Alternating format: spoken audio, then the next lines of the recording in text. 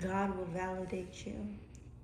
I remember being a little girl, elementary school aged, watching other kids cling tightly to their parents with giggles, hugs, and whispered secrets.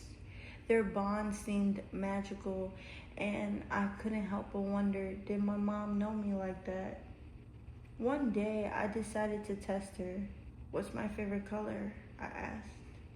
What do I love to eat? Simple questions, really, but when she couldn't answer, my heart crumbled. A quiet ache settled in my chest. Bitterness began to grow roots. Something inside of me whispered, "You don't matter. You're invisible." And I listened. That one moment carved out a void that I unknowingly carried into every space I walked into. I wasn't just trying to belong anymore. I was desperate to be seen. So I wore the mask. I became the fixer, the overachiever, the people pleaser. I didn't even realize I was running from a question that was never answered. Never completing what I started because I felt like an incomplete project. Not seeing the value in being a blank canvas. I thought I needed attention, but I needed intimacy. I thought I needed applause, but I needed assurance. I thought I was chasing love, but I was chasing validation. Looking back, I can see how the enemy used that little crack to wedge a canyon between me and my own mother. I was so focused on what she didn't say that I never noticed what she did. Her sacrifices, her protection, her presence, even when silent, were her love letters to me. I just didn't know how to read them yet, but here's the twist I never saw coming. I didn't even know the answers to those questions myself. I was asking her to know, a little girl who was still figuring out who she was. Still, I carried that ache. I became a builder, patching up other people's wounds while ignoring my own. Somewhere in the chaos, I lost myself. Identity, shaky. Worth, fragile. Faith, flickering.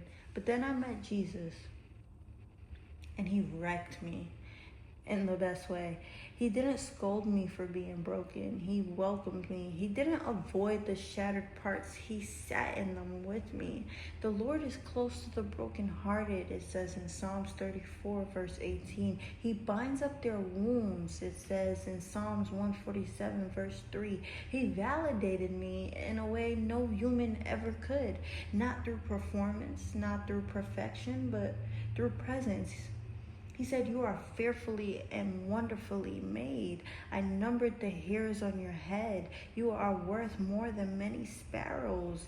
In Matthew 10:29 through 31. And suddenly the silence I once resented became sacred.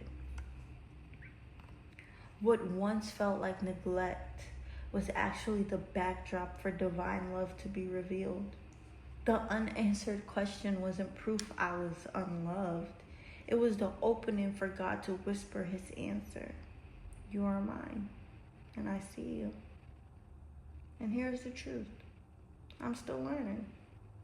Still fighting old lies with new truths. Still unlearning survival and relearning surrender. Some days healing feels like climbing uphill during a landslide. But even when my feet slip, his hands don't. Hear me. But even when my feet slip, his hands surely don't. The little girl inside of me still longs for answers, but now she knows who to ask.